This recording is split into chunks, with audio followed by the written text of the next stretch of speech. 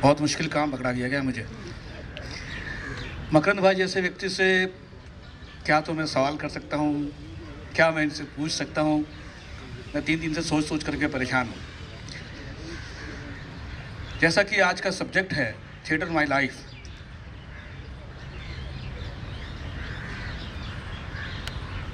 मकरंद भाई के साथ कई सारी चीज़ें जुड़ी हुई हैं। आप अभिनेता भी हैं, लेखक भी हैं, निर्देशक भी हैं और अब संभवतः निर्माता भी हैं। तो सबसे पहला सवाल मैं मकरंद भाई से ये पूछना चाहता हूँ कि लेखक, अभिनेता, निर्देशक में से सबसे पहले कौन पैदा हुआ? यानी कि पहले आप सबसे पहले क्या बने जिससे आपके रंगमंच की यात्रा की शुरुआत हुई?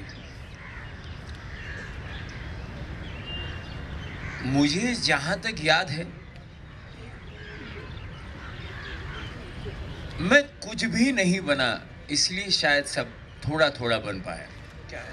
क्योंकि यदि मैं अगर एक अभिनेता बनना चाहता तो मुझे नहीं लगता कभी अभिनेता लेखक बनना चाहेगा। लेखक के लिए बड़ा अकेलापन महसूस करना पड़ता है, और जो लोग जिनके साथ आप मिलना नहीं चाहते हो उनके साथ भी उठते बैठते हो अपनी किरदार की खोज में। तो एक लेखक का जीवन एक अभिनेता कभी नहीं जीना चाहेगा। और निर्देशक, अगर अभिनेता वो बना है तो वो जानता है कि वो निर्देशक को कितना परेशान करता है। तो निर्देशक तो बिल्कुल नहीं बन पाएगा, क्योंकि अभिनेता परेशान करता है। और प्रोड्यूसर तो बन ही नहीं सकता, क्योंकि प्रोड्यूसर को इन सबको झेलना पड़ेगा।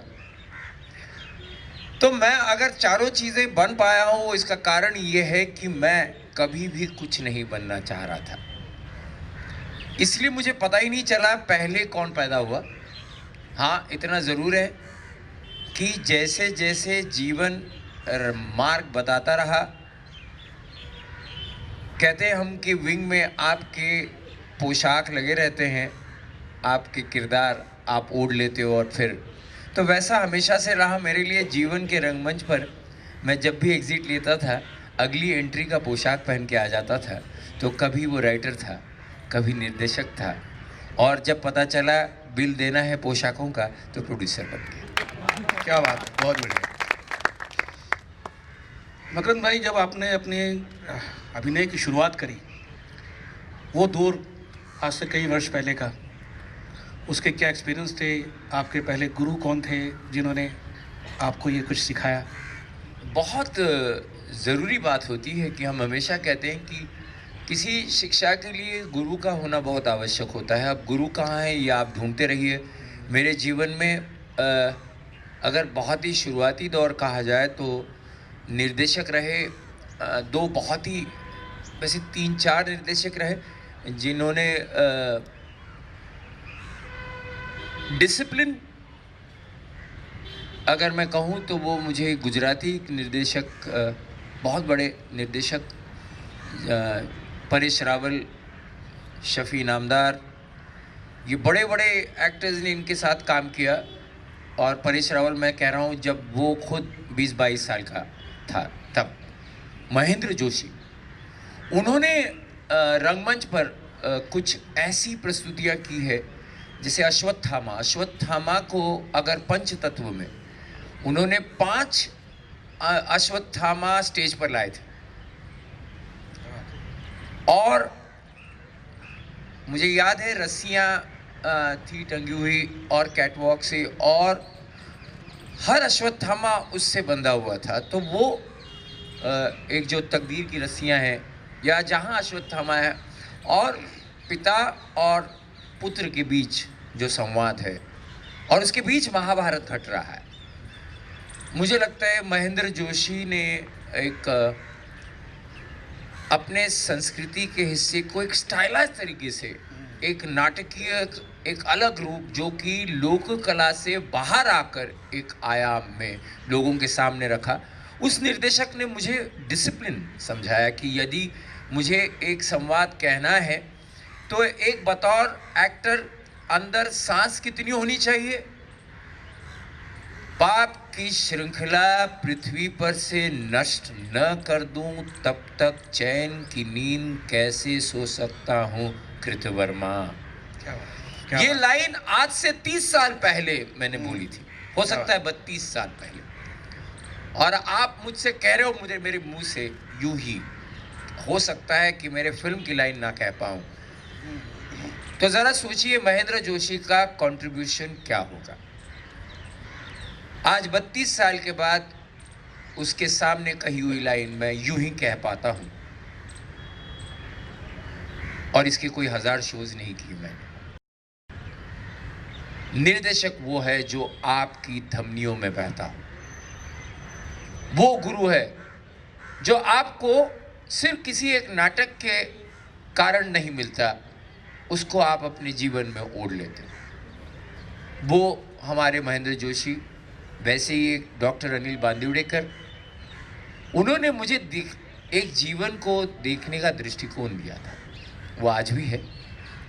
हो सकता है वो उतने बड़े नाम नहीं हुआ कुछ लोगों का, पर जैसे पंडित सत्यदेव दुबे साहब आए हमारे जीवन में, जिन्होंने मतलब नसीर साहब, मैं क्या कहूँगा उनके बारे में, आप लोग जानते ही हैं कि लेकिन वो ऐसे वक्त मेरे जीवन में आए जब मुझे ऐसा लगा था कि मैं अपनी खोज खुद कर ही रहा हूँ, लेकिन कोई एक ऐसा शख्स भी मिले जो कहे ये देख ये पीछे इतिहास है, लेकिन ये जो तू कर रहा है ये तू करना जरूर, और तू पीछे देख के उसका वजन महसूस मत करना।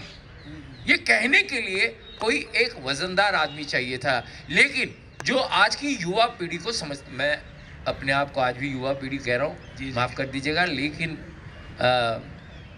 गोदरेज का डाई तो कोई भी लगा सकता है। लेकिन बात सिर्फ इतनी है कि वो गुरु जो है वो मुझे मिला मेरे ख्याल से 1998 में, मेरे ख्याल से, और वो एक अलग दौर मेरे जीवन में शुरू हुआ, क्योंकि मैंने तब गणेश जन्म पे और हनुमान जी पे नाटक लिखे थे, तो वो जुड़ गए थे। लेकिन डिसिप्लिन, दृष्टिकोण और इतिहास, ये कंट्रीब्यूशन हर गुरु ने मेरे साथ किए, और मेरे पास अपने आप में एक खुद को सुधारने का वक्त या खुद को एजुकेट करने का समय मिला, जो शिक्षा मुझे मिली, जो आज भी मैं अभी किताब वाले उधर सामने बैठा था, तब एक लड़का मेरे पास आया, उसने कहा कि मैं थिएटर रंगमंच ज्वाइन करना चाहता हूँ। मैंने उसको सिर्फ एक उंगली से बता दिया कि वहाँ पर कई सारी किताबें, कोई किताब पहले खरीद ले, और किताब खरीद ले मतलब क्या है कि उसको पढ़ना शुरू कर, और अभी शुरू कर, कल नहीं। अभी अगर तू शुरू कर सकता है तो तू नाटक से जुड़ जाएगा। अभी उसने खरीद तो ली है, खरीदी है ना बेटा, है ना, उसका कवर खोलना है बेटा,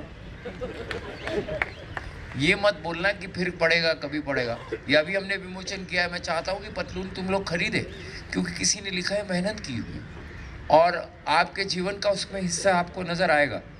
अच्छा बुरा बात की बात है, और वैसे हम वो है कौन किसी को अच्छा और बुरा बोलने वाले, है ना, उतना पहले समय ही लगा दे किसी चीज़ को। तो ये गुरु का काम हमेशा से रहा है कि उन्होंने आपको कुछ करने के लिए कहा नहीं, आप मजबूर हो गए करने के लिए, तब हो सकता है आप कह सकते हो कि कोई आपको गुरु मिला। ठीक बात है। संजय भाई, आपके साथी कुछ आए हुए हैं, मैं चाहूँगा कि आप उनका इंट्रोडक्शन कर दे करके उनको आमंत्रित करें। ये हमारे म्यूजिक डायरेक्टर शैलेंद्र बर्वे। ये प्लीज़।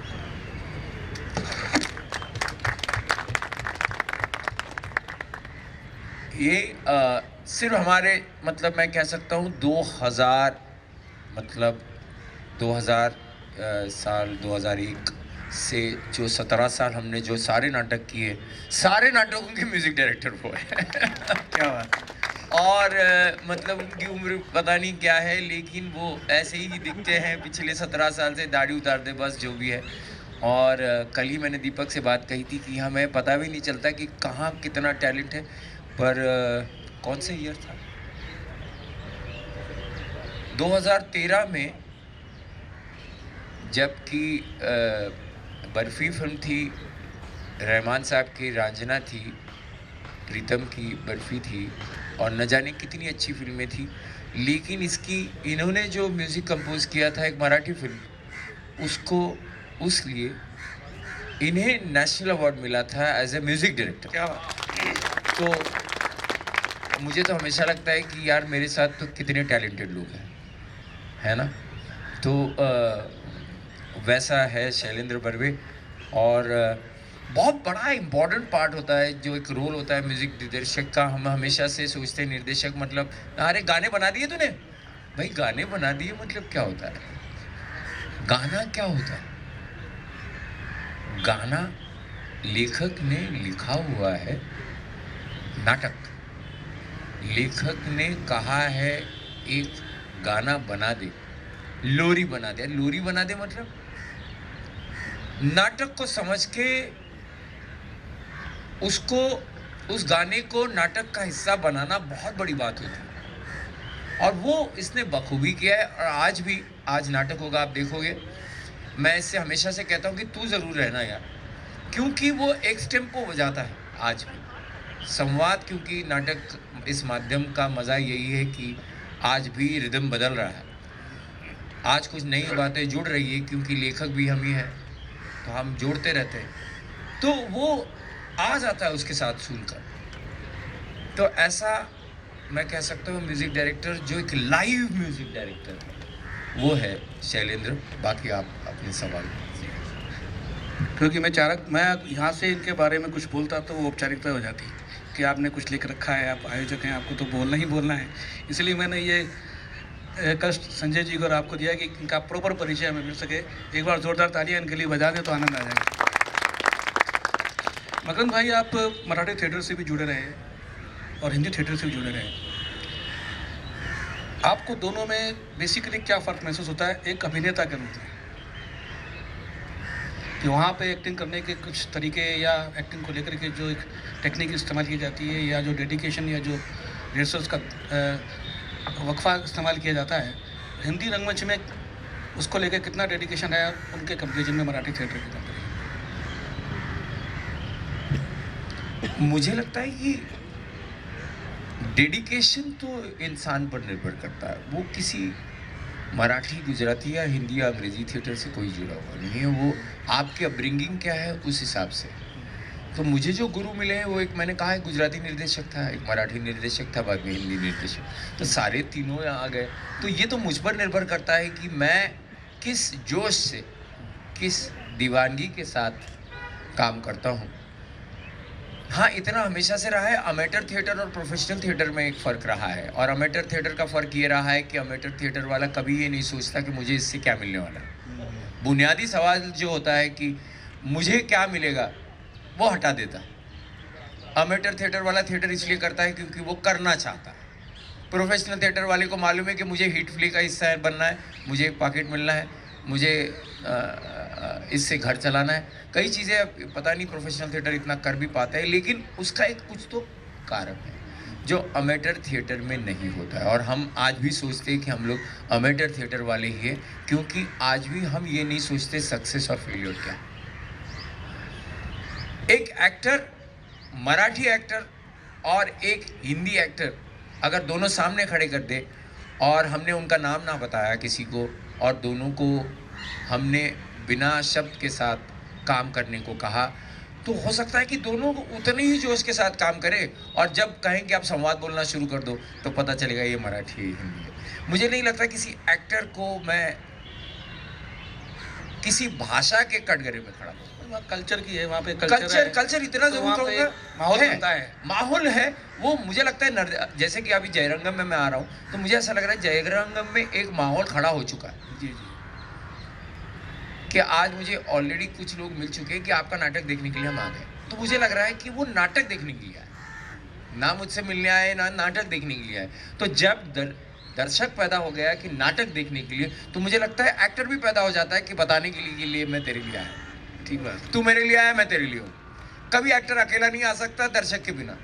और मीडिया अगर साथ में रहे तो मज़ेदार बात यह है कि मीडिया साथ में है तो मालूम है दोनों को सराहा जाएगा। देखो कर्टन कॉल में हम तो हमेशा से पहले थैंक यू कह देते हैं कि माँ बाप कौन है। मेरे जैसा आदमी है तो पहले ही आ जाता है, दर्शकों के सामने हाथ जोड़ लेता है, ताकि अगर कोई विरोध भी हो तो वो विरोध पहले ही हट जाए कि भाई क्या बताने आया है तू इस बार।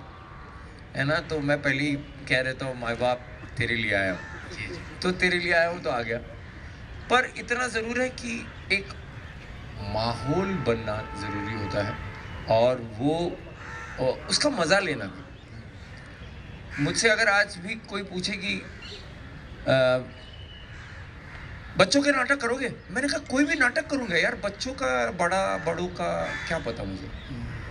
अभी मैं नया नाटक लिख के आ रहा हूँ, बच्चों के लिए है, हनुमान जी आ रहे हैं। तो अब वो एक्टर से मैंने यही कहा, ये मत सोचना कि ये छोटा नाटक है, नाटक है तो आपकी इंटेंसिटी उतनी होगी, वो कम नहीं हो सकती, क्योंकि बच्चों का नाटक है। पता है सबसे बुरी बात तब होती है अगर एक्टर लोग यहाँ बैठे हैं तो मैं बता दूं, या निर्देशक, जब आप नाटक कर रहे हो और बच्चे सिर्फ ऑडियंस है, और जब बच्चे उबासी दे रहे हैं ना और माँ से कह रही क्या हो रहा है, और आपको सुनाई जब दे रहा है I am getting bored can we leave, ये जब बच्चे गिराते हैं ना आपका नाटक, वो अग्नि परीक्षा है।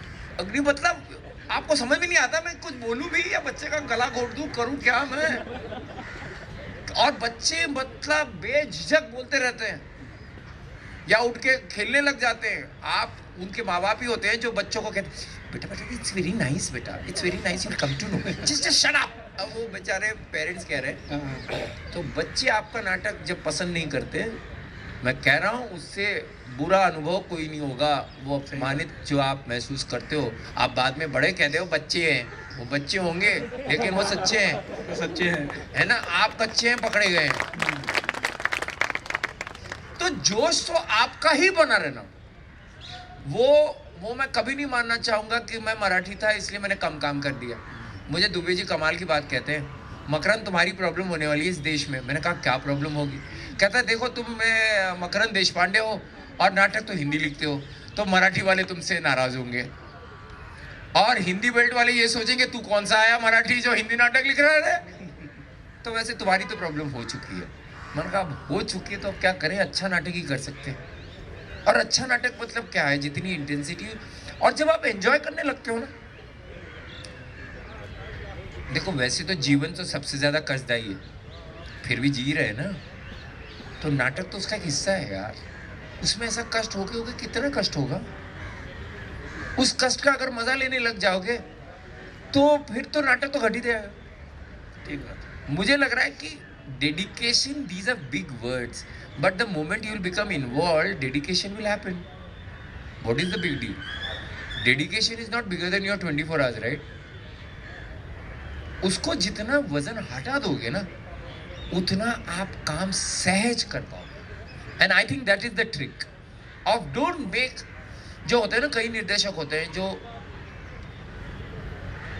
अपनी रिहर्सल रूम को जेल तो नहीं कहूंगा, लेकिन ऐसा बना देते हैं कि एक्टर भी डरते हैं, वो कारण ही ढूंढते रहते, बहुत बारिश हो गई अब नहीं पहुंच पाऊंगा। रिहर्सल रूम ऐसे बना दो कि बहुत तेज बारिश हुई फिर भी वो कहता है मैं यार रिहर्सल जाके आता हूँ यार, उधर हो के आता हूँ। ऐसा माहौल होना चाहिए मुझे लगता है जी।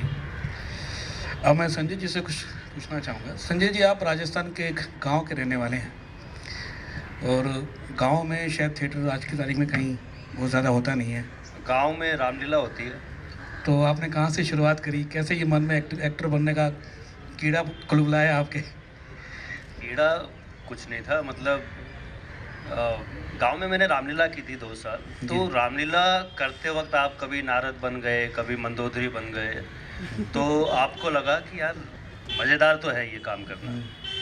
उसके बाद मैं बॉम्बे गया और 4-5 साल तो कॉलेज में और उसी में निकल गए, बिकॉज एक तो ना हिंदी आती थी ना अंग्रेजी आती थी, मारवाड़ी आती थी सिर्फ। उसके बाद एक करेक्ट टाइम पे एक सही गुरु मिल गया और जब स्टार्ट किया था कुछ भी नहीं पता था, मतलब ना बोलना आता था ना खड़ा होना आता था, कुछ भी नहीं।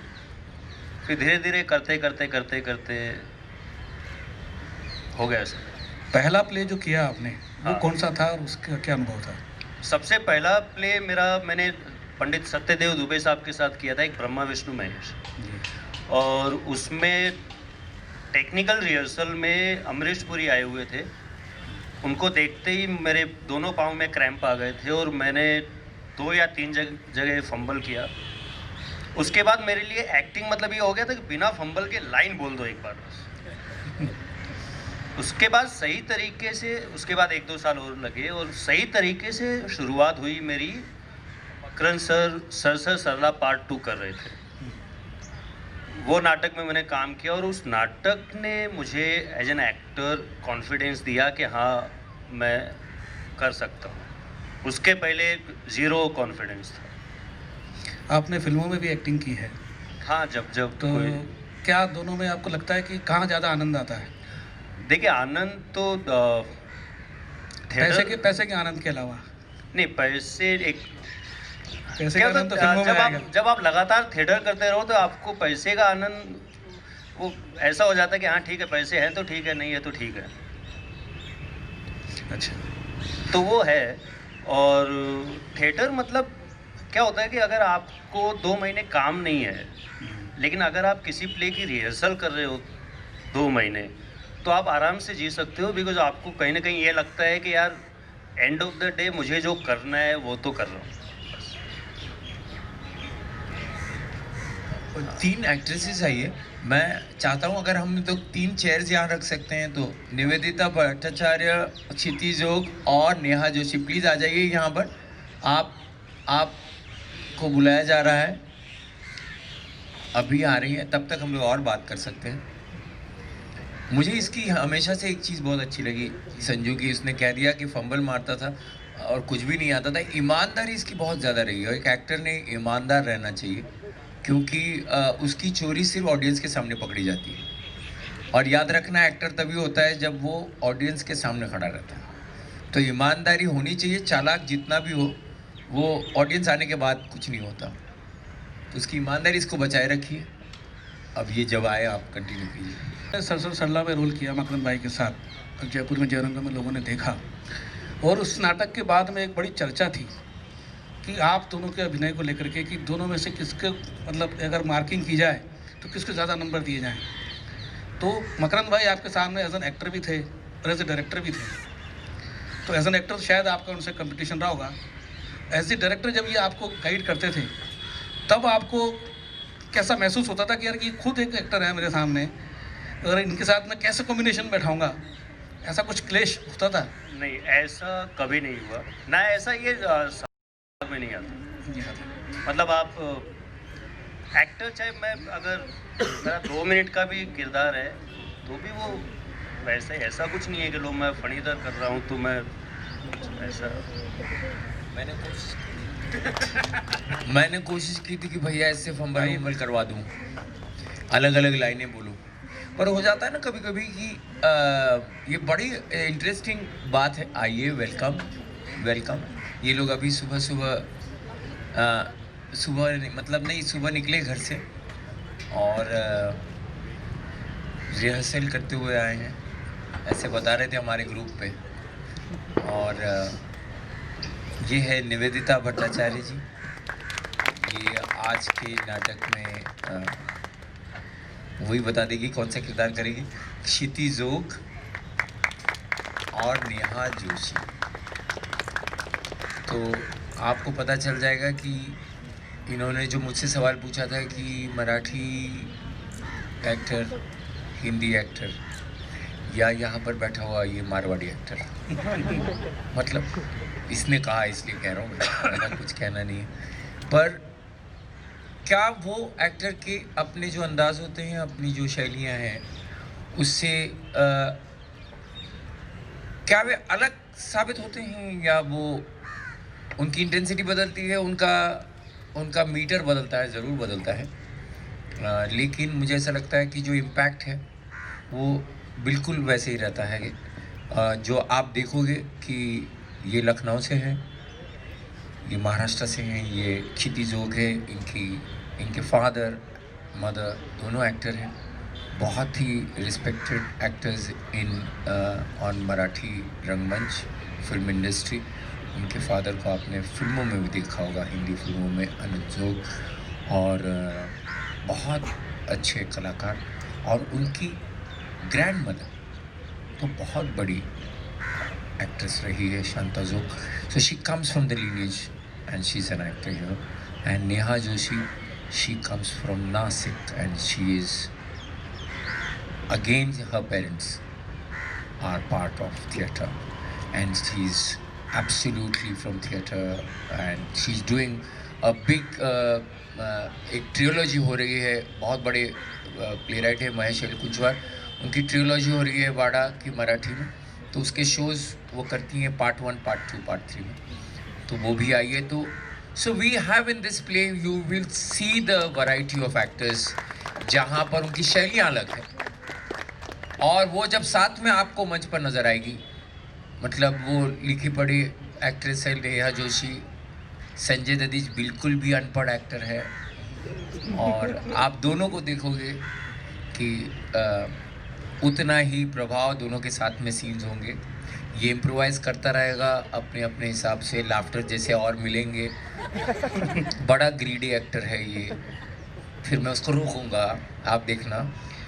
मकरंद भाई, अभी भी आपने कहा कि वो एक लिखे पढ़ी एक्टर है और ये हमारे अनपढ़ एक्टर हैं, यानी कि एक ट्रेंड एक्टर में और अनट्रेंड एक्टर में आपको क्या लगता है कि कोई एक विशेष फ़र्क पाया जाता है, या कुछ उसका ट्रेनिंग का कुछ फ़ायदा मिलता है?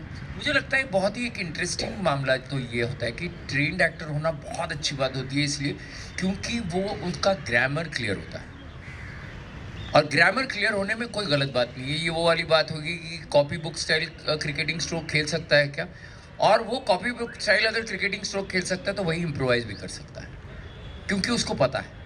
So I think that is a plus point. Sanjay Dutt जैसा आदमी ऐसा है कि ये वो है कि वो आपको समझ में ही नहीं आएगा कब ये चौका मारेगा, क्योंकि इसको खुद को भी नहीं पता, क्योंकि वो एज अ पर्सनैलिटी ऊपर होता है, हावी हो जाता है उसका. उसकी जो वो यूनिक पर्सनैलिटी है that will always surprise you, and I think both are exciting. It all depends on eventually आप स्टेज पर अपनी पर्सनैलिटी, अपने नॉलेज के साथ खड़े रह पाते हो या नहीं. शुरू में आपने बताया मकरंद भाई कि एक व्यक्ति अभिनेता बन जाता है तो उसके बाद डायरेक्टर नहीं बनना चाहता, क्योंकि डायरेक्टर को अभिनेता बहुत परेशान करता है. तो आप अभिनेता से खुद डायरेक्टर भी बने और आप खुद भी अभिनेता थे, तो आपने अपने आप को कितना परेशान किया?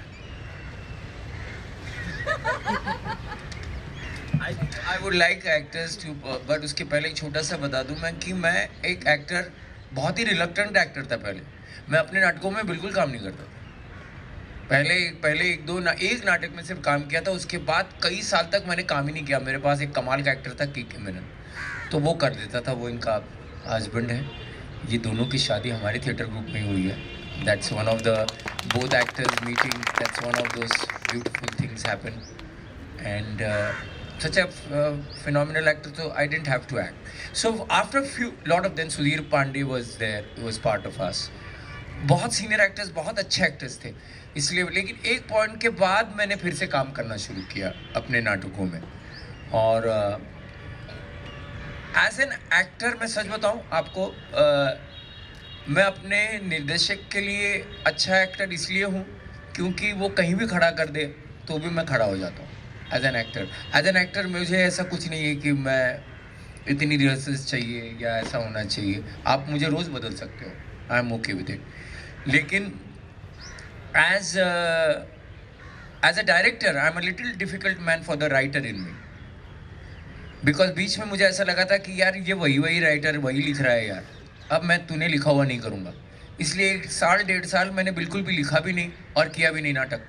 वो मेरा निर्देशक थोड़ा सा डिमांडिंग है, और तभी फिर उन दिनों में मैं पढ़ता रहा. और टैगोर साहब का मैंने, आज यहाँ पर है रविंद्र मंच में, कला मंच में, तो टैगोर साहब का नाटक मैंने किया था चित्रा. उसमें के मेनन और संजना कपूर, इन दोनों ने प्रमुख भूमिकाएं निभाई थी.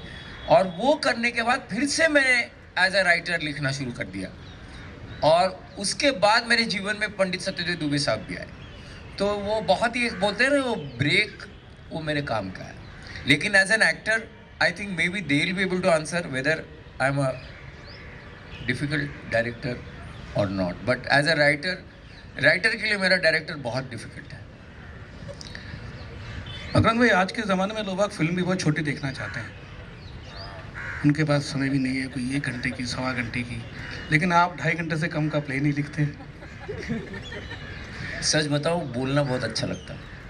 और जिसको बातूनी है, जो बातूनी है, वो अगर मंच मिल जाए तो थोड़ी ना सोचे मैं 1.5 घंटे में चला जाऊंगा। कितना मूर्ख है। लोग बन-ठन के आते हैं। आजकल मुंबई में अगर किसी थिएटर में पहुंचना है तो 2 घंटे लग जाते हैं। तो 2 घंटे लगे आ गए पहुंचने में, तो 2.5 घंटे का नाटक ना देखे वो। क्या बात है। 2 घंटे आ गए, 2 घंटे जाने में, और बीच में 1 घंटे का नाटक देख ले, क्या मजा आएगा। और फिर आए नहीं, फिर अगले बार तो नहीं। सच बात तो ये है कि माइक टायसन की एक फाइट मुझे याद है, जब उसने 1.5 मिनट में हरा दिया था। लोग बेचारे पार्किंग में थोड़ा लेट हो गए थे और फाइट में घुस गई थी। मैंने कहा ऐसा नहीं होना चाहिए यार, नाटक ऐसा चलते रहना चाहिए। और मुझे बताइए, कई बार हम ऐसा होता है, ये लोग कहते हैं ना कि लंबे नाटक होते हैं, बोर होता है यार। मैंने कहा जीवन कितना बोरिंग है, जरा देख ले सुबह से शाम तक। मैं तो तेरे को 2.5 घंटे में हो सकता है 15 मिनट बोर कर रहा हूँ, 1.25-2 घंटे तो एंटरटेन कर रहा हूँ ना। तो थोड़ा बोर करने का मेरा भी तो हक है कि नहीं। और मुझे लगता है थोड़ा बोर हो जाना चाहिए। थोड़ा बोर होने के बाद और मज़ा लेता है ना, थोड़ी जैसी झपकी ले लेनी चाहिए। मुझे लोग कहते हैं कोई लोग आदमी सो जाए, तो मैंने कहा अच्छा है, बाद में तरोताज़ा होके देखेगा। वैसे ही लोग मुझे लगता है बहुत कम सोते हैं, है ना। जागते हुए बहुत कम लोग मिलते हैं। तो थोड़ा सा मौका मैं नाटक में ही दे देता हूँ, थोड़ा सो जाओ। जो पहला प्ले मकरंद भाई का हमारे पास आया था जयरंगम में, तो उसकी ड्यूरेशन जब हमने देखी तो हमने कहा 2.5-3 घंटे का नाटक था। जयपुर में इतना बड़ा प्ले देखने की परंपरा नहीं है, लोगों की आदत नहीं है। तो हमें लग रहा था ये 2.5-3 घंटे लोग कैसे नाटक झेलेंगे, बहुत मुश्किल हो जाएगी। अब मकरंद भाई से कैसे गए कि नाटक को छोटा कर दो। हमने दीपक जी से बोला, दीपक जी ने मेरे से बोला, हमने मकरंद भाई को फ़ोन किया। मैंने कहा दादा नाटक कुछ लंबा नहीं है दादा। बोले 2.5-3 घंटे में से कोई आदमी 1 मिनट भी हिल गया ना, नाटक करना बंद कर दूंगा। और उस दिन 2.5-3 घंटे भाई साहब पब्लिक हिली नहीं अपनी जगह से। इंटरवल किया 10 मिनट का। जयपुर में इंटरवल करते डरते हैं लोग आग नाटक में कि इंटरवल किया तो आधे भर भी घर चली जाएगी। उस दिन जितने लोग बैठे थे उतने के उतने लोग लास्ट तक बैठे रहे, और नाटक को उन्होंने इतनी तारीफ दी और इस तरह से लिया कि बस पूछो मत। हाँ, ये मेरे ख्याल से आई थिंक ये कैरी कुछ की एक और शो करना पड़ा था उस बार, क्योंकि जो नाटक समझ में नहीं आया था वो बाद में फिर से समझने की कोशिश की थी लोगों ने। किसने कहा 2.5-3 घंटे में पूरा नाटक समझ में आता है। पर जब बड़ा नाटक होता है तो ये फ़ायदा ज़रूर होता है, कुछ ना कुछ समझ में आ ही जाता है। देखो मैं बहुत चालाक राइटर हूँ कि मैं जब पूरा ना समझ में आए तो भी कुछ ना कुछ मेरे हाथ में लग गया, है ना। सच बात तो ये है कि मैं कभी कभी ये भी कह देता हूँ कि अगर आपको नाटक लगे तो आप अपने पैसे वापस ले जाइएगा। और ये भी चालाकी है मेरी, क्योंकि जब मैं कहता हूँ कि नाटक लगे तो आदमी देख रहा है नाटक लग रहा है, और इसमें वो इन्वॉल्व हो जाता है, और इन्वॉल्व हो गया फिर नाटक थोड़ी ना रहेगा। इंसान जो लोग दो झूठ बोल रहे हैं एक दूसरे से, एक पॉइंट के बाद वो सच लगने लगता है, क्योंकि दोनों बड़े विश्वास के साथ झूठ बोल रहे हैं। चलिए आज मौका हमारे साथ की 3 खूबसूरत एक्ट्रेस भी यहाँ मौजूद हैं, इनकी उपस्थिति का फ़ायदा उठाया जाए। सबसे पहले निवेदिता जी आपसे शुरू करता हूँ। आपने कैसे रंगमंच की शुरुआत कैसे करी, कहाँ से करी, और being a women, being a लड़की, आपको किस किस तरह की प्रॉब्लम्स आई। जैसे कि हमारे जयपुर में होता है कि हमें फीमेल कास्ट मिलती नहीं, मिल जाती है तो उसको आने जाने की प्रॉब्लम होती है कि वो देर रात तक जाएगी तो कौन छोड़ने जाएगा, कौन लेने आएगा। आपका वहाँ इस तरह का कैसा एक्सपीरियंस रहा? एक्चुअली मेरी शुरुआत तो लखनऊ में हुई थी, मैं लखनऊ की हूँ।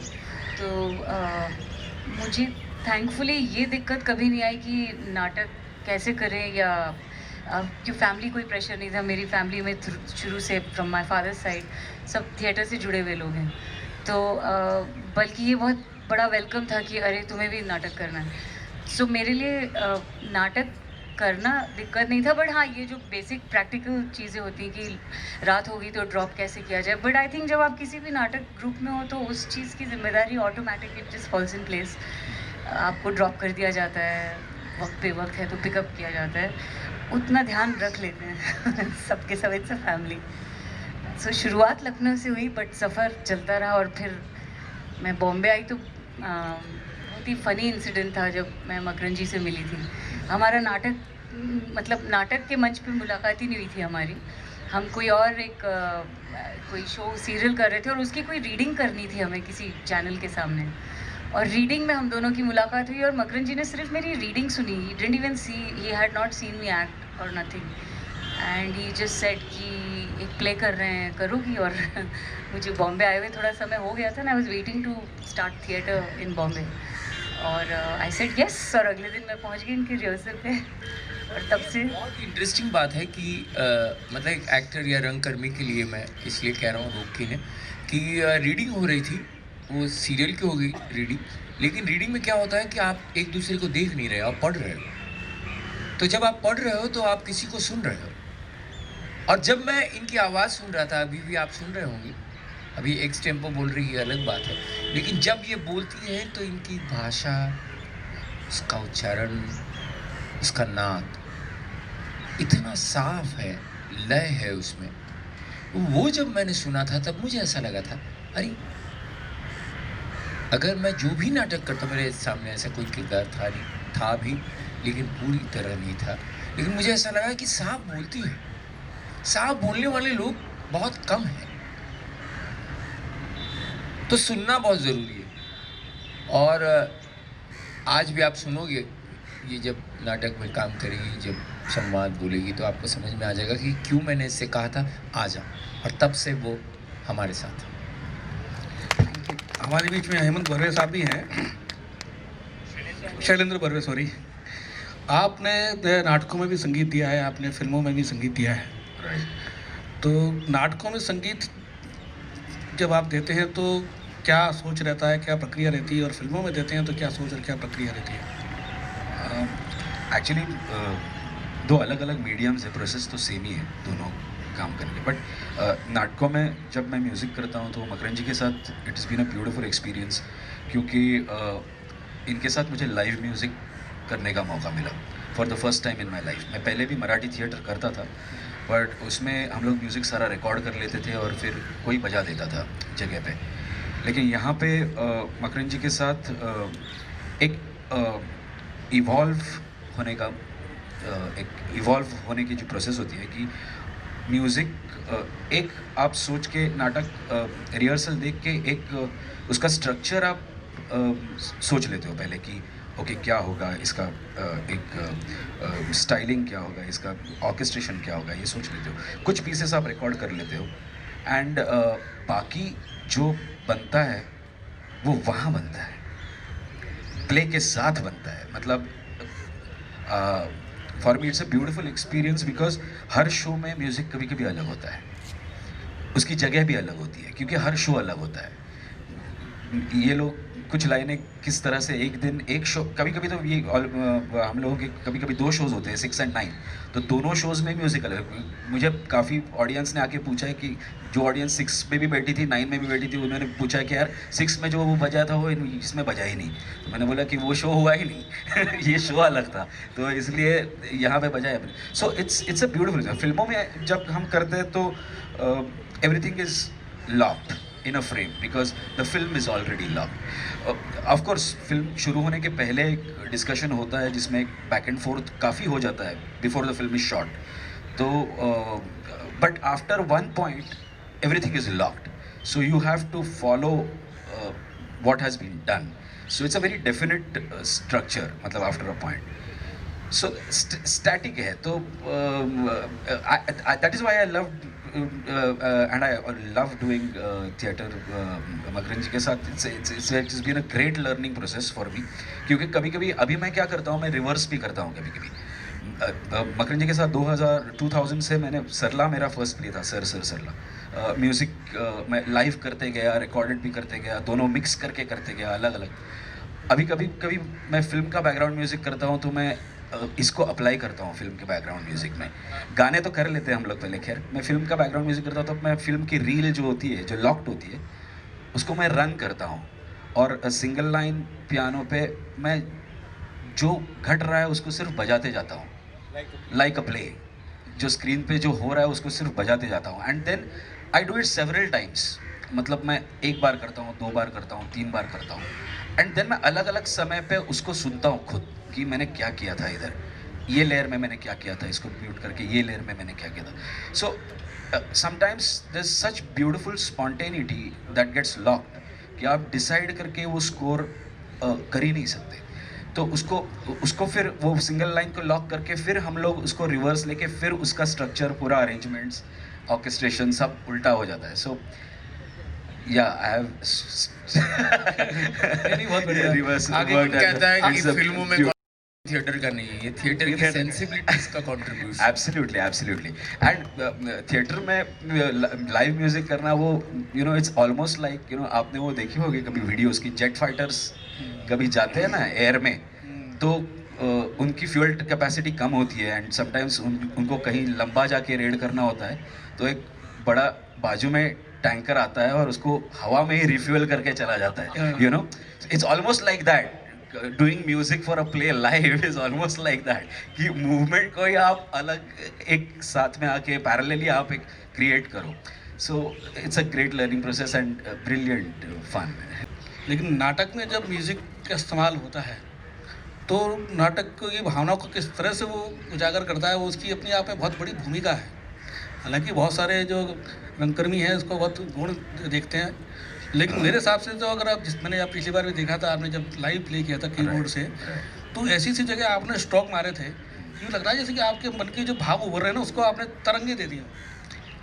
हाँ मतलब it's almost like my reaction to the performance like हमारे में ये क्या कर सकते हैं, ये जो अभी मैं बोल रहा हूँ ना अचानक से अगर इनको अभी कीबोर्ड दे दिया जाए तो उसमें भाव लेके आते हैं और फिर मेरी प्रॉब्लम हो जाती है, मेरी अनाउंसमेंट भी all of a sudden performance होने लगता है।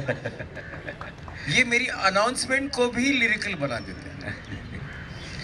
चलिए मकरंद भाई अगर आप इनको वोट ऑफ थैंक्स वाला क्या बोलते हैं उसको, हाँ वोट ऑफ थैंक्स होता है, वोट ऑफ थैंक्स में इनको पियानो लेके बिठा दीजिए आप देखिए वोट ऑफ थैंक्स भी ऐसे हो जाएंगे जैसे आपको लगेगा कि ये भी तो नाटक ही चल रहा है। मकरंद भाई आप लेखक भी हैं और जितने प्लेस हमने आपके देखे हैं अब तक उसमें आपने जीवन की कुछ ऐसी सच्चाइयों को अलग तरह से उसमें आपने प्रस्तुत किया है। नॉर्मली जिसको आम आदमी उसको अलग दृष्टि से देखता है लेकिन आपने उसको बहुत गहराइयों तक ले जा करके उसको उसके अर्थ को समझाने की कोशिश की है। तो इतनी कठिन सच्चाई को आप इतनी सफाई से अपने लेखन में कैसे पेश कर पाते हैं ताकि लोगों तक बिल्कुल डायरेक्ट कम्युनिकेट हो जाती है? इसका कारण बहुत पहले मैंने अपने आप से कहा था कि मैं नाटक जो क्लासिक लिखे गए हैं या जो बहुत अच्छे नाटक हैं जो मैंने देखे हुए हैं वो मैं अपने निर्देशन के साथ उसको समझने की कोशिश क्यों नहीं करता। तब जवाब ये था कि मैं एक जीवन मेरे सामने रखा हुआ या परोसा हुआ भी तो जी रहा हूँ, तो वो जीते जीते जो कुछ सवाल सामने खड़े हुए हैं उसके जवाब ढूंढते ढूंढते अगर नाटक लिख दिए गए या नाटक लिख गए तो क्या वो कविता ना होगी, और अगर वो कविता होगी तो वो सहज होगी। जैसे वो बहुत ही साधारण पंक्तियां हैं जो पर कितनी बड़ी पंक्तियां हैं उदय प्रकाश जी की, आदमी मरने के बाद सोचता नहीं, आदमी मरने के बाद बोलता नहीं, पर कुछ ना बोलने पर कुछ ना सोचने पर आदमी मर जाता है। जब इतना बड़ा फलसफा आप कुछ लाइनों में कह सकते हो तो मुझे ऐसा लगता है कि नाटक अगर आपके जीवन के साथ जुड़ा है तो जीवन जो एक महाकाव्य है उसको लिखने में सहजता आ ही जाएगी। और जैसे कि आज का जो नाटक है वो है विश्वास, फेथ, श्रद्धा स्थान, भगवान। अब मानो तो ये महाकाव्य है, महाकल्पना है, और जो ना मानना चाहे उनके लिए जोक है। मानो तो ये कहानी मेरी है, मानो तो ये कहानी तुम्हारी है, मानो तो हम सबकी है, और ना मानो तो बस एक जोक है।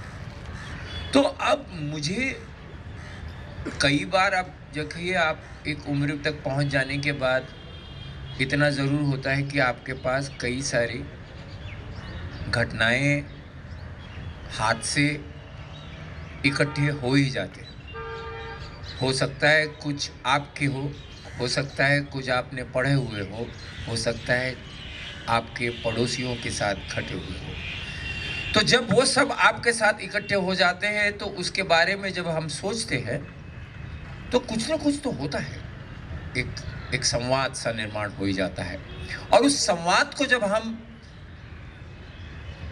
दूर से देखते हैं तो आपको मंचित नाटक नजर आता है। मुझे लगता है इस क्रिया के साथ रहना, ये पूरी जो एक यात्रा है, उसके साथ रहने में ही मजा है। और मुझे इसलिए कभी भी नहीं लगता कि सब्जेक्ट मुश्किल है, लेकिन जीवन तो जी रहे, अंदर से जी लो तो आसान है, इसलिए शायद आसानी होती होगी। सच बताऊं तो क्षितिज जोगा भी एक किरदार कर रही है इसमें, बताना नहीं चाहिए, नाटक देख रहे हो, लेकिन वो जो किरदार कर रही है इस नाटक में रियल है, लेकिन उसमें कल्पना का अंश है।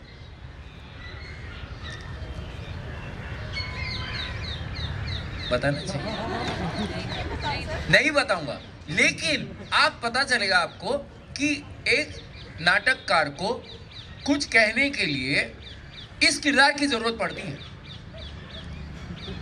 और उस किरदार बड़ा सा कौन, अरे असीम, आ जा कम सॉरी बट एक्टर्स ज़्यादा ही आ रहे हैं, हम लोग नाटक यही करते हैं। अब लोग यहाँ आ चुके हैं तो पहला अच्छा चलो, अच्छा ये है असीम हटंगड़ी।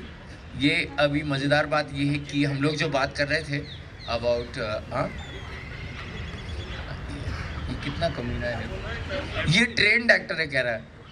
तो हम लोग जो बात कर रहे थे, और ये बहुत हम लोग जो बात कर रहे थे of lineage, again his son of Jaidev Hattangadi sir and Rohini Hattangadi, and again we were talking about coming from the family and from, so he is but the combination of Marathi and Hindi, and so anyway I think I was talking about Kshiti, and मैं क्षिति से कहना चाहूँगा कि if she wants to talk about is a very simple thing, what is she's going through is that she's part of everyday acting. What I mean by television पे non-stop उसका एक show कितने सालों से चल रहा है, 9 सालों से उसका शो चल रहा है, 9 साल से चल रहा है, लेकिन उसके बीच भी वो नाटक कर रही है।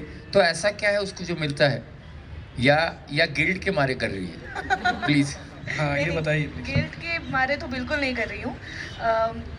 नाटक सीरियल जो है मुझे मेरी रोज़ी रोटी देता है, और जो मुझे चाहिए, मुझे मेरे ब्रेड के साथ मेरा बटर चाहिए, तो मुझे टीवी करना है। और नाटक मेरे लिए वो करता है जो सांसें देता है, that gives you fresh air. मतलब रोज़ रोज़ी रोटी तो मिलती रहेगी, अब बंद कमरे में आप जी नहीं पाओगे, तो फ्रेश एयर जो है वो नाटक देता है, एंड स्पेशली मैक्स सर के साथ। सो वो है नाटक मेरे लिए, वो तो करना पड़ता है। डेली सोप जो भी अच्छा है, तो एक अलग तरीके की एक्टिंग, आपके पेशेंस बहुत लगते हैं उसमें, और एक्सपेरिमेंटेशन थोड़ा कम होता है, जो नाटक करने मिलता है, नाटक में करने मिलता है। तो नाटक फ्रेश एयर है, टेलीविज़न रोज़ी रोटी है, दोनों बहुत ज़रूरी है। नेहा जी आप भी कुछ अपना एक्सपीरियंस शेयर करिए। Actually, I just mentioned it too. She comes from, we can say that she belongs to Marathi Rangmanch, and for several years, and to her families. And what maybe if she wants to say something that from Marathi to Hindi, which she's working, did she find any difference in the way of working? If she wants to say, because he had asked me this question that I am part of Marathi and Hindi, so what are the differences and all, and maybe if you want to say, please. भाषा तो पहले बहुत कठिनाई थी, क्योंकि पूरी की पूरी मराठी हूँ मैं। मतलब अभी बात करते वक्त भी समझ में आ जाएगा शायद कि ये मराठी है, तो थोड़ी भाषा में कठिनाई आती थी शुरू में।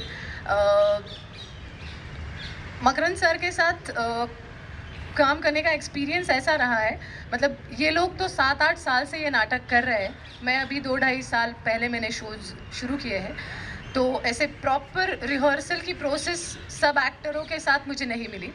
लेकिन सर के साथ जो एक्सपीरियंस रहा है वो कुछ ऐसा है कि वो डिक्टेट नहीं करते हैं आपको, वो बस आपको उस स्पेस में छोड़ देते हैं और उसके इर्द गिर्द सब चीज़ें आपको बताते रहते हैं, कैरेक्टर के बारे में, स्टोरी के बारे में। और ऐसा लगा कि अगर सरेंडर कर दे पूरी की पूरी तरह और विश्वास रखे तो बस उनका हाथ थाम लिया तो वो आपको बस लेके जाते हैं, अंदर अंदर लेके जाते हैं।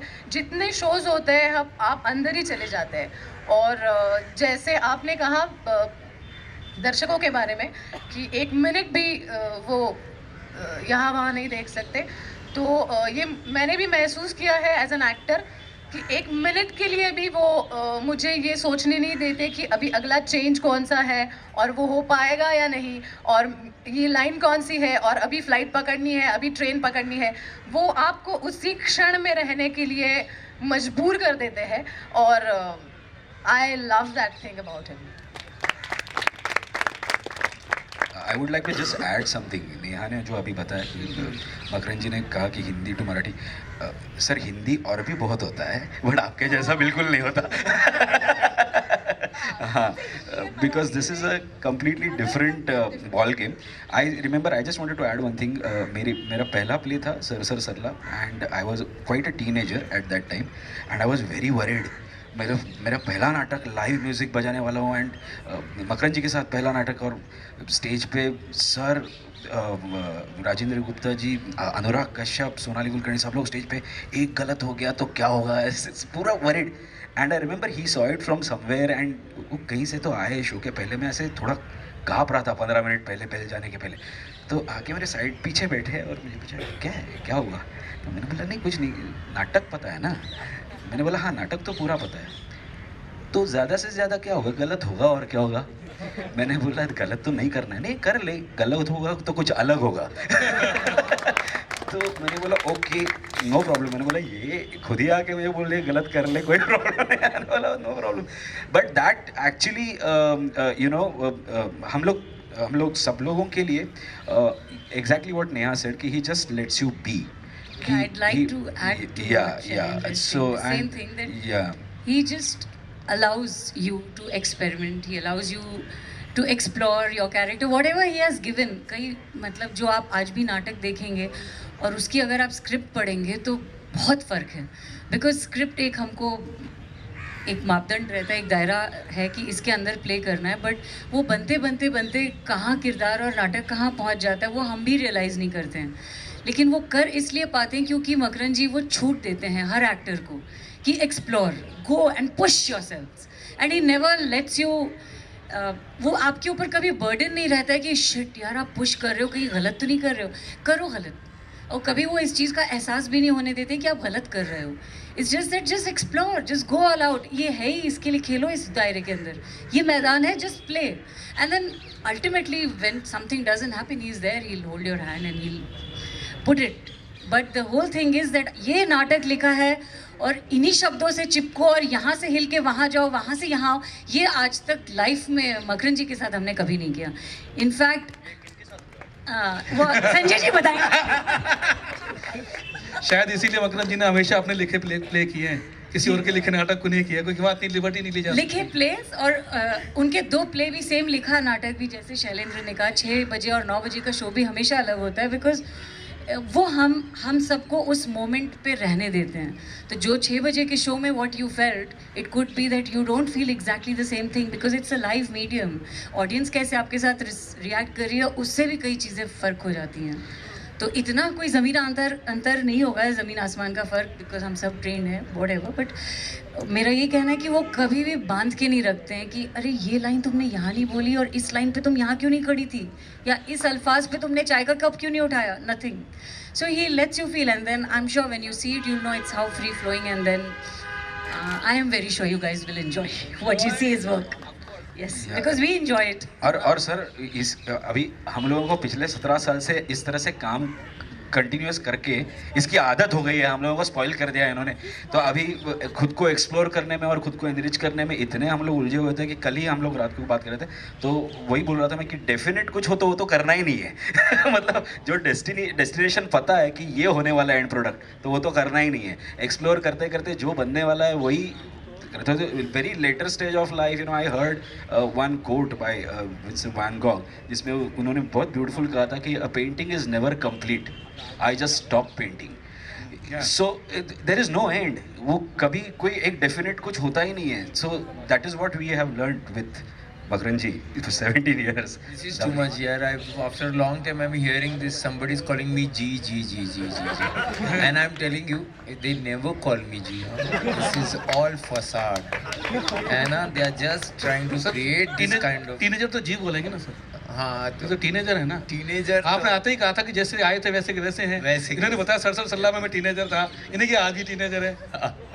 बट एक है, मेरा कहने का सिर्फ इतना ही, अगर if I am gathering what they are saying is that I am always hours to, मुझे लगता है कि कोई चीज़ की ब्लॉकिंग न की जाए। ब्लॉकिंग का मतलब ये होता है कि, और वो भी एक अलग स्कूल है, मुझे लगता है, मैं भी सम्मान करता हूँ, आदर है मुझे उस स्कूल का भी, कि ये पॉज इधर ही जाना चाहिए। ये पॉज बोलने के बाद वाला पॉज नहीं, ये पॉज वहाँ चाहिए। हो सकता है तभी संगीत आएगा, ये हो सकता है कि वहाँ पर रोशनी बदलेगी। पर मुझे ऐसा लगा कि एक नाटक वो भी है जो अभी घट रहा है, और एक नाटक घटा हुआ फिर से हम कर रहे हैं। लेकिन जो नाटक घट रहा है उसका क्या होगा, इसलिए मुझे ऐसा लगा कि मैं किसी से नहीं कहूँगा कि इस लाइन के बाद तू बैठ जा, इस लाइन के बाद तू खड़ा होना। यहाँ तक कि लाइट्स के भी अपने क्यूज होते हैं, फिर भी मैं नाटक चलते चलते भी कभी कभी लाइटिंग के क्यूज दे सकता हूँ, और कभी कभी लाइटिंग वाला मुझे समझकर लाइटिंग क्यूज बदल देता है। और वो इसलिए है, मैं कोशिश करता हूँ कि हम लोगों के बीच एक अंडरवर्ल्ड माफिया में एक वर्ड है, टर्म, उसे कहते हैं ओमेरता। एक अनसेड लॉ है, silent law, which everybody understands and they keep in mind. It is a threat as well as it is a way of functioning in underworld. And I carry that something called omerta between me and my cast and my crew. So we know we have to be alert. A game we play, but remember, it is a game we play. And so we don't take it lightly. That does not mean that I allow them to play. You can add your lines, but remember, there is a game. It is a game. You know, it is not at the cost of the play. It is not at the cost of the entertainment of the audience. Freedom is not to create unrest. Freedom is not to disturb your law and order. Freedom is to enjoy your being. And as an actor, if they are there, then they become so alert. और उनके अंदर जो छिपा हुआ होता है ना, और हम हमेशा कहते हैं इतनी रिहर्सल कर लिया, अब क्या प्रॉब्लम है यार, लेकिन शो में हमेशा कुछ अलग होता है, और उसका कारण दर्शक होता है, वो स्टेज होता है, वो मौसम होता है। हम भूल जाते हैं यार, ये मौसम की वजह से कुछ हुआ है मुझ में तब्दीली है। अब मैं अगर ये फ्रीडम दे दूं तो हो सकता है उस एक्टर का पिच बदल जाए, और उसका पिच बदल दिया तो हो सकता है कुछ और चीज़ें जो टैप हो जाए, जिसकी वजह से एक्सप्रेशन बदल जाए, और मैं उसका इंतज़ार करता हूँ। मैं चाहता हूँ, जयपुर में आए हैं, ये 2 बजे का ये सब कुछ हो गया है, इसके बाद शो होने वाला है, तो इसके बाद वाला शो हो, मैं जहाँ शो कर आया हूँ उसके बाद वाला ना हो। क्या बात, बीच में ये दोपहर गुजरी है, तो वो दोपहर नजर आनी चाहिए, वो फ्रीडम है बस। क्या बात। दादा ने तो वो बात की थी, जैसे हमारे देश में चल रहा है ना मामला टॉलरेंस इंटॉलरेंस का, कि अभिव्यक्ति की आज़ादी की क्या सीमा है, कि अभिव्यक्ति की आज़ादी के अंदर आप कम से कम इतनी आज़ादी नहीं ले सकते कि आप उसके आज़ादी को गुलाम कर दो। नाटक में भी ऐसा ही है कि ये अपने एक्टर्स को इतनी आज़ादी तो देते हैं कि उस नाटक को और बेटर कर सके, लेकिन उस ट्रैक से बाहर नहीं जाए। ये चालू शो में क्लाइमेक्स चेंज कर देते हैं। क्या बात कर रहे हो? हाँ। तो ऐसा कोई विशेष एक्सपीरियंस है तो बताओ ना हमें भी, कि आपको अचानक मालूम पड़ा कि इसका क्लाइमेक्स चेंज हो गया। मुझे तो जब स्टेज पे आवाज़ दी तब पता लगा, रे नाटक खत्म नहीं हुआ, ये क्या चालू हुआ, और मैं भाग के आया। मैंने बुला लिया, क्या करूँगा। कभी क्या होता है कि आप एक प्लेराइट भी हो तो आपको ऐसा लगता है ये नाटक यहाँ ख़त्म नहीं हुआ है, मैं रोज़ लोगों को जो बता रहा हूँ ये एक्चुअली गलत है। तो एक चालू शो में ऐसा मुझे लगा कि ये तो हो ही नहीं है, अभी कहाँ ख़त्म हुआ है नाटक, तो ये चला गया, तो इसको क्या पता क्या था, मैंने बुला लिया उसको, आ गया आपको। उसको पता नहीं, उसने भी विश्वास के साथ आ गया, करना क्या है मालूम नहीं, फिर मैं बोलता गया, फिर दूसरे किरदार को भी बुला लिया, फिर वो सीन कर लिया और तब जाके क्लाइमेक्स हुआ गृह लक्ष्मी में।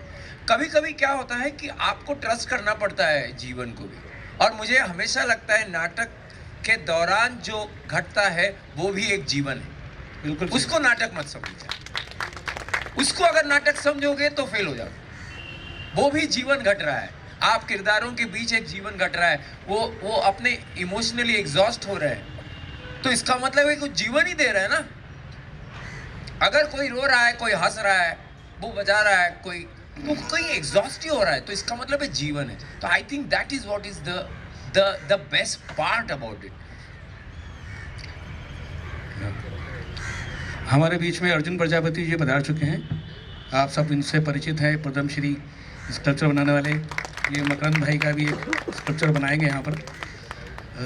बड़े सौभाग्य की बात है कि आज हमारे बीच यहाँ मौजूद हैं। अडंगरी साहब, आपके परिवार के अंदर अभिनय की हमेशा से परंपरा रही है, फिर आपने ट्रेनिंग भी ली है जैसा कि मुझे पता लगा। तो परिवार से जो सीखा और जो ट्रेनिंग से सीखा, उसका कैसे आपने अपने अभिनय करियर में क्या फ़ायदा मिला? तो परिवार से सीखना मतलब बहुत से लोगों को ये इम्प्रेशन होता है कि परिवार से हो तो भाई टेबल पर बैठकर हम लोग इसी के बारे में, थिएटर क्या है। बिल्कुल नहीं। जिस फैमिली से मैं बिलोंग करता हूँ, हम लोग बहुत ही नॉर्मल सी हमारी फैमिली है। हम लोग सिर्फ क्या है कि माहौल मिलता है। आप मतलब मैं 5वीं क्लास में था तब मैं अंधा युग जानता था, पढ़ी हुई नहीं, नाम से। तो अंधा युग या मोहन राकेश के नाटक आधे अधूरे, आप ये नाम जानते या आपको बाद में नहीं पता, ये सिर्फ वो माहौल मिलता है। वो माहौल से आप क्या खींच पाते हो ये आप खुद करोगे। और फिर ट्रेनिंग से क्या होता है, वो वहाँ पर एक फोकस मिलता है आपको। तो आपने जो कुछ भी सुना था, जो कुछ भी आपने शायद बातों बातों में, और गुरुओं का जैसे मकरंद जी का भी, मकरंद जी क्या करते हैं ना, एक सेंटेंस में, एक वाक्य में बहुत बड़ी चीज़ बोल देते हैं, जो आपका जो पॉइंट ऑफ व्यू है ना, वो बदल सकती है। और गुरुओं का यही मतलब, घर पे भी अगर बाय चांस मेरे फादर, जिनको मैं अपना फर्स्ट गुरु मानता हूँ, उन्होंने भी एक सेंटेंस में आपको बहुत सी चीज़ें बोल देना, ये चीज़ें मुझे घर से मिली। और ट्रेनिंग में बस क्या हुआ, माहौल अलग किस्म का मिला। दूसरे स्टेट से बच्चे जो आए थे, मेरे दोस्त, तो वहाँ से भाई इसके बारे में आपने सुना, इसके बारे में सुना, फिर तो वहाँ से आप बस कलेक्ट करते गए और आप बढ़ते चले गए बस। तो वैसे कोई फ़र्क नहीं पड़ा, एक है। मकरंद भाई, आपके अभिनेता की कहानी सुनी, आपके लेखक की कहानी सुनी, लेखक और निर्देशक की जंग की कहानी सुनी कि आप क्लाइमेक्स बदल देते हैं। अब उसके बाद आता है निर्माता, प्रोड्यूसर आप कब बने और प्रोड्यूसर बनने के बाद क्या परिवर्तन आया?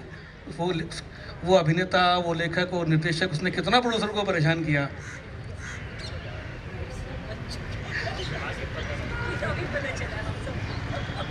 प्रोड्यूसर का क्या होता है कि उसने एक देखना होता है कि भैया ये नाटक जो शुरू कर रहे हो आप, इसका मंचन भी होगा। ये काम प्रोड्यूसर का होता है। और मैं एक ऐसा आदमी हूँ कि मैं शो के बाद जो होता है ना, वो भी मैं सेलिब्रेट करना चाहता हूँ, रिहर्सल भी सेलिब्रेट करना चाहता हूँ। तो मुझे ऐसा मेरी समझ में ये आया है कि actually I am a more of a producer in life only. नाटक तो भाई एक हिस्सा है।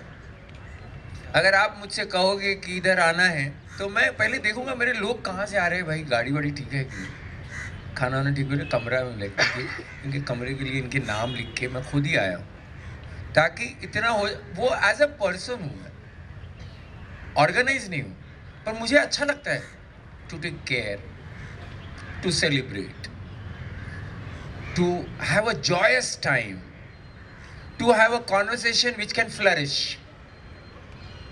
सो वो मुझे लगता है that is also a sense of producing. You have to produce great conversations also. You cannot just have producing a play. I need to produce a great afternoon also.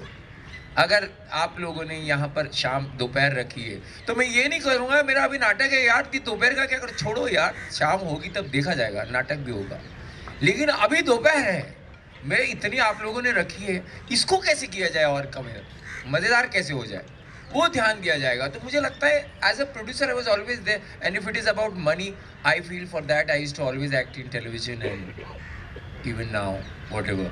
C it is only about money, but I think human produce, human connect, I think that has been the best thing for me, and I don't think I'm more than that at all, and I see to it that I can create resources for any given time. If I want to do a play, I will never wait कि मेरे पास पैसा नहीं, अगर मुझे नाटक करना है तो नाटक हो जाता। तो मेरे ख्याल से again the same thing, I am not a producer in the sense of, आज भी मैं कई ऐसे निर्णय होते हैं, दीपक से मैं कह देता हूँ या तुमसे कि संजू से बात करूँ, मुझे लगता है मुझसे ज़्यादा प्रोड्यूसर तो संजू है। ही मे हैव द क्वालिटीज़ के सर इतना खर्चा है, आप क्या कुछ बोलो तो सही।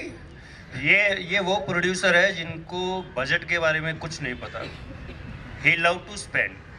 तो ऐसा कुछ नहीं है कि लो इतना ही बजट है इतने में करना है, नहीं, खर्च करो। मकरंद भाई, आपने फिल्मों में भी काम किया है, और पहली बार का एक किस्सा मैं आपको बयान करता हूँ। हमारे साथ जो हमने पहली बार जब आपको बुलाया तो मैं बहुत टेंशन में था, क्योंकि मैं बैक स्टेज वगैरह सब कुछ संभालता हूँ, तो आपकी कोई प्रॉपर रिक्वायरमेंट नहीं आई थी। मेरे दिमाग में आपकी फिल्मी इमेज थी जिसमें आपने नेगेटिव कैरेक्टर ज़्यादा की, और मैंने कहा दीपक भाई आपने इनको बुला तो लिया, इनकी रिक्वायरमेंट नहीं आ रही है, इन टाइम में कुछ कहेंगे मेरे प्राण निकल जाएंगे, दिक्कत हो जाएगी बहुत। लेकिन एक दिन पहले आप आए, शाम को जो मंच पे सामान अवेलेबल था उससे आपने जो बेहतरीन सेट बनाया, तो वो इमेज टूटी मेरे दिमाग से जो फिल्मों की थी। तो क्या ये एक्सपीरियंस आपके जीवन में रहा कि आप जब आपने थिएटर पे एक्टिंग करी तो फिल्मों की इमेज जो थी आपकी एक्टिंग की, उसका कुछ उसमें फ़र्क पड़ा? लोगों के दिमाग में कोई नेगेटिव इमेज थी, आपको वहाँ देखा तो आप आदमी बिल्कुल डिफरेंट है। तो कमाल की बात है कि लोग हमेशा से सोचते हैं कि मुझे मिलने के थोड़ा सा डरते हैं। ये तो एक एस्ट्रोलॉजर ने कहा था, ये तो कमाल की बात है। देखो ये तो देखने वाली बात है, ठीक है, मेरा शहर ऐसे है, बाल है लंबे वगैरह जो भी है, कैसा आदमी है। तो एक एस्ट्रोलॉजर ने कहा कि आपकी कुंडली में लिखा हुआ है। मैंने कहा क्या लिखा हुआ है? तो कहता है लोगों को हमेशा से लगेगा इससे दूर ही रहे तो बेटर है, लेकिन जो एक बार आपसे मिल लेगा वो आपको कभी छोड़ेगा नहीं। तो ये कुंडली का प्रॉब्लम है, मेरा नहीं है ना। तो ये बात अलग होती है, पर जहाँ तक आपके यहाँ आया और करना, मुझे ऐसा लगता है मैं यहाँ आया हूँ नाटक करने के लिए आया हूँ ना। कुछ चीज़ें ऊपर नीचे हो सकती है, और अगर नाटक ही करना है तो कुछ चीज़ें कम हो, उससे नाटक नहीं होगा, ऐसे तो नहीं हो सकता। अगर मान लेते हैं एक्टर नहीं है, मैंने तो ऐसे भी नाटक किया है जब एक्टर नहीं था तो भी नाटक किया तो सेट तो नहीं वो अलग बात थी। पर कहने की बात यह है कि यहाँ मैं नाटक करने आया हूँ, कुछ चीज़ें ऊपर नीचे हो सकती है, तो उससे क्या हुआ? मुझे ऐसा लग रहा है जब तक लोगों ने देखा नहीं है तो उनको कहाँ पता है। आपको पता है कि नहीं है? मुझे पता है नहीं है, ठीक है, लेकिन आपको नहीं पता ना, तो खूबी तो यही रहेगी कि आपको ना पता चले। बाद में आप आज बोल रहे हो तब मुझे याद आ रहा है, अच्छा नहीं था। बाकी हमारा जैसे टेडी मौर्य है नहीं, कमाल का है वो, जादूगर है वो सेट वाला हमारा, मतलब डिज़ाइनर और पोशाक, मतलब वो तो बहुत कुछ है। पर आज I wish he had come but he was on a film set. ये सब लोग यहीं से बहुत सी चीज़ें करने लगे हैं। But anyway I think you all are tired. अगर आप लोगों ने खाना नहीं खाया है तो खाना मेरे ख्याल से दिखा भी नहीं दे रहा, तो दिख रहा है सामने चालू है सर। तो अभी और कुछ पूछना है तो पूछ लीजिए प्लीज। बस आखिरी बात करनी थी कि ऐसा कोई सब्जेक्ट, ऐसा कोई नाटक जो आप करना चाहते थे और अब तक नहीं कर पाए? हाँ, एक ज़रूर नाटक मैं करना चाह रहा हूँ, वो है म्यूज़िकल प्ले, जो हम कहना चाह रहे हैं कि मतलब हमने लिखा हुआ, और एक्टर्स सिर्फ गाएंगे नहीं बल्कि उसमें नृत्य होगा, बड़े स्केल पे होगा प्रोडक्शन। तो वो करना चाह रहा हूँ, और उस पर काम चल भी रहा है कि अभी फर्स्ट हाफ मैं लिख चुका हूँ, और होपफुली इस साल में मैं अगर लिख दूँ और फिर कंपोजिशन करते करते I think he need another 6 months for that. पर अगले साल हो सकता है कि वो म्यूज़िकल प्ले जो करना था वो होगा, और ज़रूर वो होगा तो मैं ज़रूर यहाँ आऊँगा क्या और जयरंगम में ज़रूर वो नाटक करना। अब क्या कभी मकरंद देशपांडे जैसा लेखक, मकरंद देशपांडे जैसे एक्टर पे कोई नाटक लिखेगा? मैं नहीं मानता मैं एक्टर हूँ। मैं अपने आप को सिर्फ इतना ही जहाँ तक जानता हूँ कि जीवन के करीब रहकर उसकी मुक्तता का आनंद लो। अगर वो मैं कर सकूँ तो वो है ना कि भैया मैं जीता हूँ अपने ही बागीचे में गुलमोहर के तले, और अगर मरूंगा तो भी वो पड़ोसियों के गलियों में गुलमोहर के लिए। क्या बात है। तो चलिए इसको समापन की ओर ले चलते हैं। जैसे अभी इन्होंने एक नाटक की याद दिलाई कंधा युग की, उसमें एक डायलॉग है जो आप सबके ऊपर बहुत ज़्यादा सटीक बैठता है, क्योंकि वो कर्म को लेकर कहा गया है। उसके साथ ही अपन इसका समापन करेंगे कि जब भी कोई व्यक्ति अनासक्त होकर चुनौती देता है इतिहास को, जब भी कोई व्यक्ति अनासक्त होकर चुनौती देता है इतिहास को, तो नक्षत्रों की दिशाएं बदल जाया करती हैं। नियति नहीं है पूर्व निर्धारित, इसे मानव निर्णय हर क्षण बनाता है, मिटाता है। चलिए आज का इसका समापन यहीं पे करते हैं। और इन्होंने खाना नहीं खाया।